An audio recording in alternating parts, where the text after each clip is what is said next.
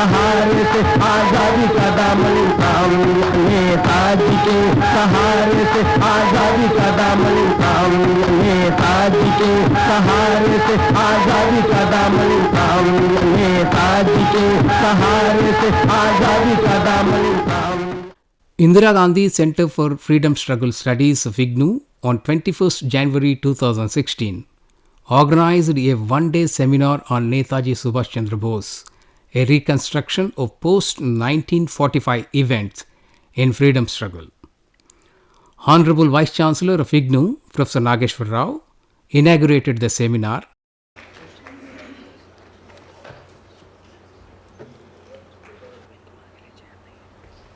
Professor Kapil Kumar, Director of Indira Gandhi Center for Freedom Struggle Studies, IGNOU, made his thematic remarks about the seminar. Honorable Vice Chancellor Professor Nageshwar Rao, Major General Dr. Bakshi, Anuj, my friend, Professor Gopal and Professor Ravindra Kumar. The basic question here, why this seminar and why on this theme that Subhash Chandra Bose and reconstructing post-1945 events in India's freedom struggle. Today, we are hearing two major things as far as the history of freedom struggle is concerned in the media, on all channels, in all newspapers. One is the talk about rewriting of history, and the second is about the declassification of files. Both have their own significance, both have their own supporters and opponents. And in such a situation, I thought, why not have a seminar on this? And to my friends who talk of rewriting of history, I have a different approach. I never use the word rewriting of history. I have used the word revisiting of historical resources. Because once the historical sources are open to us and we revisit those sources which were hidden from us, a new history will emerge on its own. There will be no question of rewriting a history. If a historian's craft has to be taken into account, the history will come on its own. That is why I and Anuj discussed almost about a year and 3 months back this whole thing. And I took the liberty, I don't know, I was thinking at that time that maybe I am violating some code of conduct which is imposed on teachers in IGNOU. But I wrote to the Home Minister at that time, asking for declassification of all files on my pad paper of the Indira Gandhi Center for Freedom Struggle Studies, made it viral in the social media, demanding not only declassification of the Netaji related files, but the files related to all freedom fighters and the entire freedom struggle in India, which have been hidden by the government till now. And friends, these files run into thousands, not 1, 2, 3 and 4. And my first experience of this file was when I was working for my PhD way back in 1976, Baba Ramchandra, the biggest peasant leader India has ever produced, he was arrested in Gandhi's presence in Varanasi. My God, today is the date, 21st January, 1921. I didn't realize that we are on the same date. That was the opening day of the Kashi Vidyapith.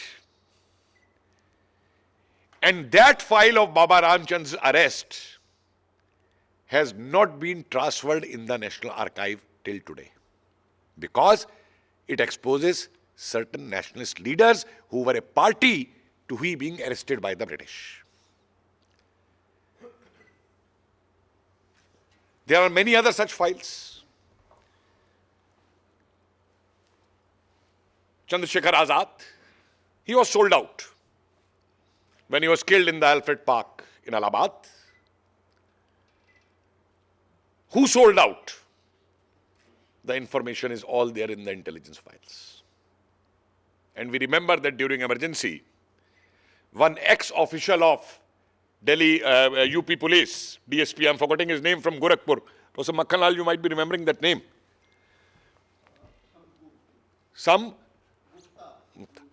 Who retired as a DSP of CID records room of Lucknow, Gokhale Road. He wrote a big article saying that so and so was the person, he named that person, who had sold out Chandrasekhar Azad to the British. Dharmendra Gaur, DSP. This was emergency, so much pressure was put on him, and the Chief Minister of UP got the files burnt at his residence. And an official statement was made that the UP government has no such files. Today, some files have been transferred from Bengal archives. I wish that each state police department, each state CID department, if we want to have a true history of the national movement of India, those files need to be transferred to scholars. What is one afraid of? I saw a file in National Archives just before the Lahore Congress of December 1929. And I was surprised to see this CID inspector writing about Netaji. I'm forgetting the exact words, but the gist is like this. He is the man to be watched. He can go for armed assistance from foreign countries to liberate India. And that CID inspector is writing in 1929, which is in a fortnightly confidential CID report in the National Archives. This is what it meant. So once the sources are thrown open, a new history, a new interpretation would come on its own. But you can't say, the way the ruling sections in this country have been saying, what is new history? What do you want to reconstruct? Arey Baba, we don't want to reconstruct anything. We don't want to write any new history. What we are requesting is, please give us the sources of history which you are hiding to the historians, so that historians can have a professional approach and write history. Many other sources are coming. There is only one parallel with Netaji Subhash Chandra Bose mystery. How many of us here sitting know what happened to Nana Sahab in 1858? After he had led the 1857 War of Independence, or whatever we may call, what happened to Nana Sahab? Nana Sahab disappeared. No one till today knows where did he go, what happened to him. People know about Tatya Tope, people know about Kanwar Singh, people know about others, Rani Jhansi, about others.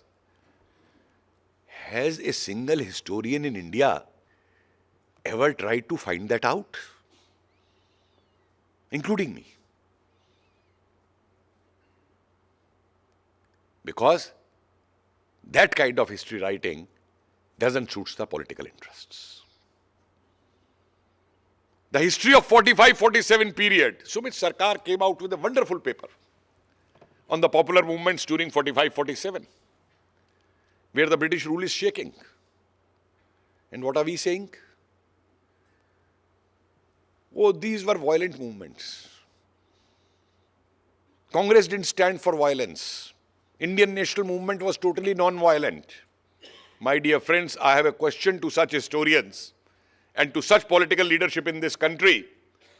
Okay, if India got independence through non-violence, can you isolate the violence of 1946-47 from the kind of national movement which you led at that time? Has anyone tried to bother this? That violence came. And violence came through communalism. Violence came through killings. Violence came through rape and murder. And that violence was the outcome of the non-violent struggle being led by our so-called political parties at that time. I'm not denouncing their role in India's freedom struggle. I'm not saying they did not contribute. But all I'm saying is to question that what they tried to hide in this country. They attacked the left. Okay, we will not go by left because left will bring in violence, class war. They attacked the revolutionaries. We will not go by that ideology. Without even understanding the revolutionary ideology. If Bhagat Singh had been a terrorist, they would not have put a smoke bomb in the assembly. They could have gone for a real bomb in the assembly over there without understanding these things. And then what has happened? After 47, what has been taught in this country, both here and Pakistan? If 10 lakh cases of violence took place, there were also 1 lakh cases where the neighbors helped the neighbors, risking their own lives. Tell me a single history book which mentions this is also history. The writers have done very well. Literature people have done very well. But no one has done that. So it is from that point of view we thought of this seminar. And before I end, I'll just say 2 things about the center, since Gopal mentioned. We have tremendously collected in the last 2.5 years original documents, both in Persian and in Hindi, from the National Archives. Very soon we are going to come out with a volume titled The Namak Haram of Delhi. This is going to be the title of the book. Because this is the person, his Haveli still exists in Balli Maran. Namak Haram ki Haveli. And he is the person who was giving British everyday information when the British had surrounded from the ridge, the entire Delhi, went to attack. Gauri Shankar was his name. And these documents are so revealing that they will be changing the course of history of 1857, thanks to my colleague, Sarvarul, Dr. Sarvarul Haq, sitting here. Persian, he's an expert in Persian. And my other colleague, Dr. Sushil Tiwari, 2 of them, who has worked on Hindi, he has worked on Persian and Urdu. I'll give one extent from that document. This Gauri Shankar writes to the British that you attack on the day of Eid, Bakr Eid, because Qurbani will be there, and then there will be rioting between Hindus and Muslims. So the British are waiting till 11 o'clock in the night, that rioting is going to take place in Delhi and we'll attack Delhi. And no rioting takes place. And after 2 days he writes, the Badshah has issued a farman that no one will give Qurbani on this day. And he had instructed the Daroga of Delhi, that if anyone gives Qurbani, he should be arrested. That shows the unity of the Indian people vis-a-vis the British. And the irony is that our historians, the entire British policy on India was based on their experience of 1857. And our historians never encouraged research on 1857. Does any of our history book mention that 50,000 of the soldiers who participated in 1857 were deported as indentured laborers to Caribbean, to Fiji, to other Southeast Asian countries? Not a word of them. Does any history book mention that how many non-resident Indians or people of Indian origin in Southeast Asia joined the Azad in Fauj and gave their lives? We only talk of NRIs of America and England and all who have money and like beggars always keep asking them to invest and invest in India. But do we talk of these PIOs who kept the Indian flag flying and contributed and sacrificed their lives, their money? Does any history book in this country ever questioned that where did the treasure of IGNOU go? They will not come into history. And if the moment you say that this history is to be written, I was surprised in Trinidad, sir, when I came to know that people from Trinidad had contributed to INA. And I asked them, how could you? Because you were a British colony, how could you send this money there? And then they said no. And they named a Pandit Tagore and a Pandit Mishra. Many of these Pandits will come from India via Suriname, because Suriname was Dutch, and French Guiana and all these places. And they will buy postal orders and give them postal orders, which will be in cash to be given to Bose and all, and that's how they sent for Indian famine, Bengal famine also in 1943. So my only request is that our scholars, our young scholars, get inspired and work into such themes of history which have been hidden, purposely hidden, and kept into that. So I thank you very much. I think I've taken more time, but I think these are some of the issues. And since from the center side, we are interacting for the first time with our own colleagues also, okay, what we are doing at the center, because many don't know that. On 45, 47, massive poetry and write-ups have been collected from Hindi and Urdu papers. Bhaiband. You will see some of the samples outside that we have displayed. Urdu poetry, Urdu newspapers, and Hindi newspapers. And mind it, they both are presenting papers, Sarvaral and Sushil, after in one of the sessions here. Their work shows that the Indian leadership was only busy in making constitutional arrangements with the British and looking for a transfer of power and a formula of transfer of power. They are not looking for independence of India.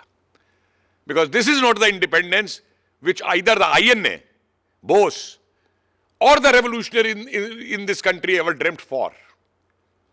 And the British were not fools. When the INA trials took place, Shah Nawaz, Dhillo and Sehgal, one Hindu, one Muslim, one Sikh, they were also testing the unity of India. And the entire country stood behind them, which the Congress and Congress leadership failed to understand. And I aligned this by quoting this, what Sumit Sarkar has quoted, the correspondence between Aruna Asaf Ali and Gandhi at that time. When Aruna Asaf Ali wrote to Gandhi, that there are many movements going on in the country, there is a total anti-British sentiment in the country, please come out and lead a movement against the British to avoid partition of this country. And Gandhi said, no, there is violence going on. These are violent movements. And Aruna Asaf Ali writes back saying that Hindus and Muslims can join hands on barricades only. But the leadership failed. So thank you very much, sir, for coming, giving your time to us. And this is, we feel, that our center will try to bring in a reconstruction of history through new sources, not new history. Thank you very much.